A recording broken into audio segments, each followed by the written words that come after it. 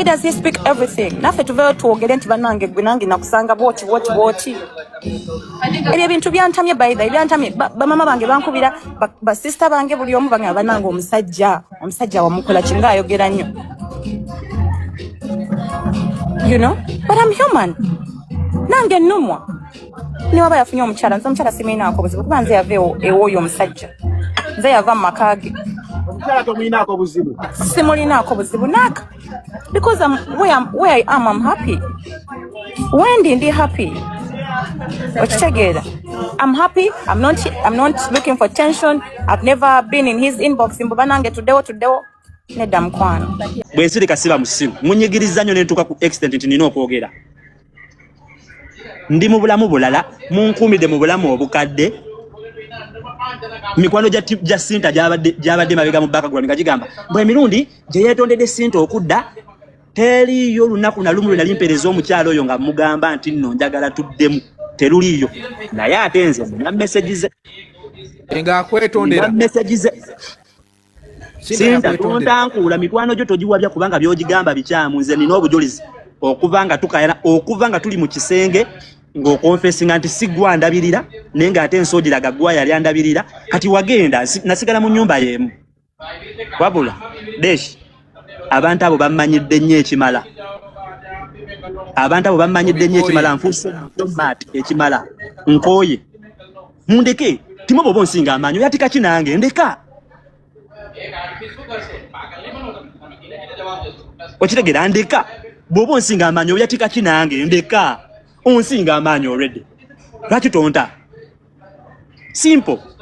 Omukyala yazze ku live n'agamba amusimanya n'agamba omwana si wange amanyi kwe kiva era tabangako single mother era omwana oyo ali ne taata we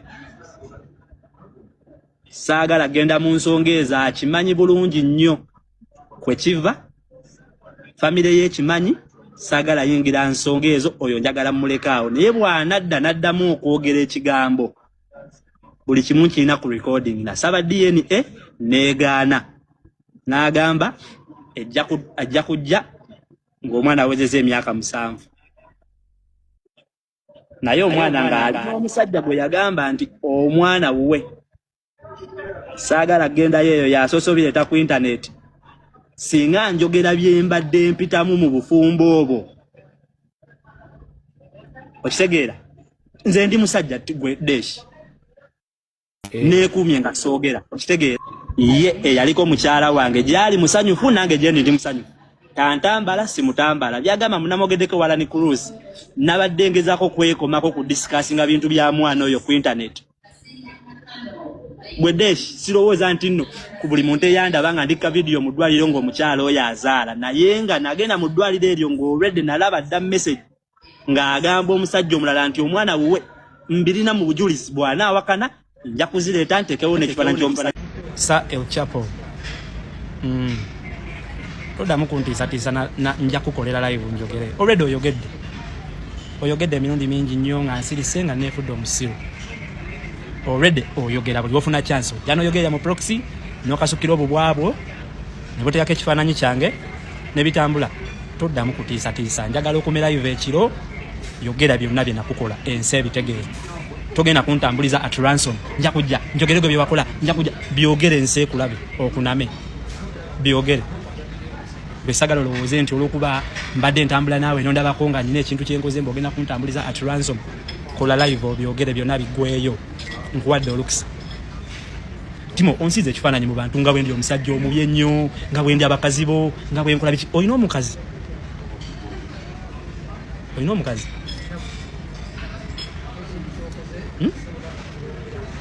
lekera ebintu by'okuntiisatiisa mukwano genda ku live njagala obyogere byonna biggweeyo tumanye nti akakalayini tukasaze byonna bye nakukola biweddeyo nye togenda kuntambuliza mu bunkenke mbo tima ajja kujja ayogere abantu balowooza n'okulowooza nina ekyamaanyi nnyo kye nakukola mbu ekiri awo please genda ku live byogere akalayini tukasaze tonneetaaga sirina kyenkwetaaza mukwano vibes gye wagisanga etambula ye wagisanga etambula wannegalirako okogwe okukolako interview ugwe gwate ali okufuula nze omubi genda ku live obyogere byonna bigweyo ate sigenda kuddamu ate njagala bewo ng'okimanye Dubai awo olwanye nnyo kakasa nti oli w'amaanyi ku ground ebbuba lyonna lyolina ekisinga okukuluma kubanga ground eraga birala internet ogikubye oyogedde biki byonna obyogedde ground ekulaga akasajja k'amaanyi lyebbuba lyolina mb'obugoma bwe nakuba bwe bwakunyiiza okutuuka okunkolera video wiiki namba oli kunze sikuddamu byogere bigweyo naye ku ground awe Dubai sijja kuwaamu ekyo nkubuulidde kati gwe Sinta baawa alina bingi nnyo ebyokuprotectinga gwe Sirika oli mu mikono mituufu n'omwana ali mu mikono mituufu tobangako single mother be happy where you are neesonyiwa saagala kutambala tontambala beera happy oli mu mikono mituufu gye wayagala wave wange ng'ogenda wa musajja direct ensi kyetamanyi wave wange ng'opostingirawo security box era wave wange ng'akusindika wa bbaawo gwe Sirika tolina lukisa lwogera wadde muli mu mikono mituufu era omwana afuna kyalina okufuna okuva mu muntu omutuufu bw'okimanyi tontambaala sijja kutambaala bw'okimanyi okimanyi byonna ebikakasa mbirina bw'obanga osobola okuyimira ku live n'ogamba mbu yeegaana omwana nga kiva ku ki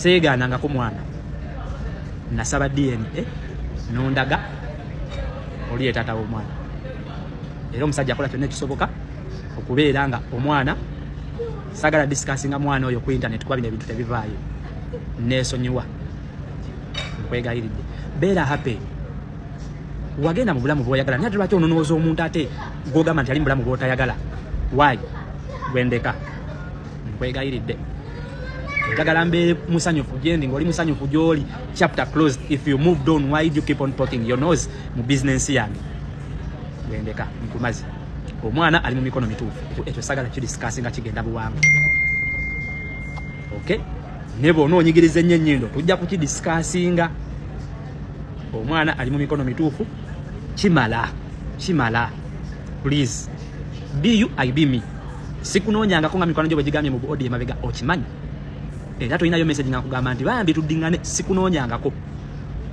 teriyo olunaku lwe nali nkunoonyeza beera happy mbeere happy gyendi chapter closed